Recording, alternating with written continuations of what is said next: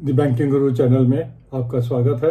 आज हम अपनी इस वीडियो में जो फर्स्ट फाइनेंशियल अपडेट आया है करूर व्यासा बैंक मार्च क्वार्टर का जो फाइनेंशियल अपडेट आया उसे एनालाइज करते हैं और कोशिश करते हैं कि इसको डीकोड करें कि आगे आने वाले रिजल्ट्स कैसे हो सकते हैं बैंकों के। उससे पहले मार्केट पर एक नज़र, 1400 point down. 2 April is the D day.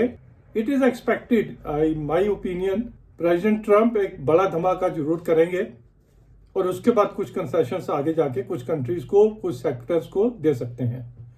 तो अगर बड़ा धमाका करेंगे तो it will be negative for all the whole world.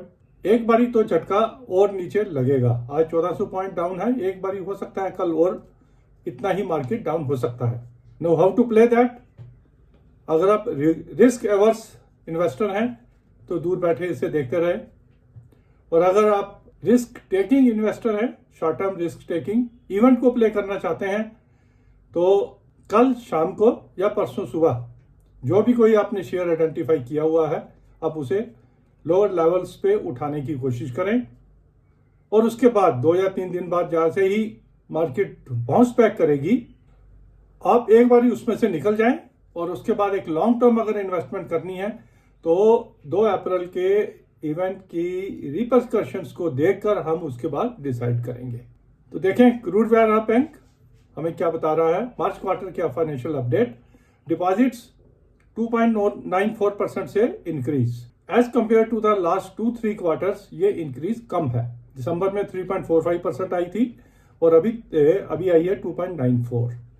Advances 1.98% increase, ये भी पिछले क्वार्टर से कम है।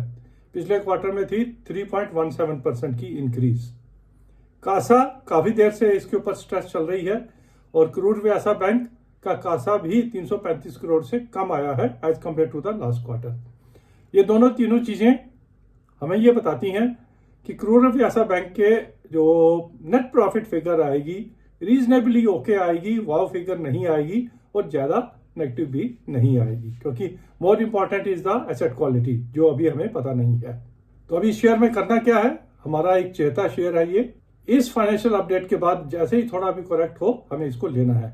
लेना क्यों है? क्योंकि प्राइस अर्निंग इसकी देखें तो पीई रेशियो 9.13 है। पिछले 2-3 क्वार्टर से 10 से ऊपर की पीई पे चल रहा था, थोड़ा कम हो गया है। एक महीने में 6% बढ़ गया है, लेकिन अभी और बढ़ने की ताकत है क्योंकि इसका 52 वीक हाई जो है 246 है। अच्छी market, reasonably okay results, Karur Vyasa bank वापस 246 पे जाने की क्षमता रखता है। नीचे किसी भी हालत में 200 से नीचे जाने की उम्मीद नहीं है। अच्छा बैंक है, बट इससे एक चीज क्लियर हो रही है, अगर हम इससे कुछ इंडिकेशन लेना चाहें कि आने वाले रिजल्ट्स कैसे हो सकते हैं, वाव रिजल्ट्स आने की उम्मीद अब थोड़ा कम हो गई है। अब देखने का है कि एसेट क्वालिटी में ज्यादा डेंट तो नहीं आता है बाकी बैंकों का, खास करके स्मॉल फाइनेंस बैंक्स का। तो आने देते हैं, 1-2 बैंकों के और फाइनेंशियल अपडेट आएंगे, then we will firm up our mind कि आगे मार्केट, बैंकिंग स्टॉक्स की मार्केट कैसे रहने वाली है। तो we will get back to you when further financial updates of other banks will come. Thank you.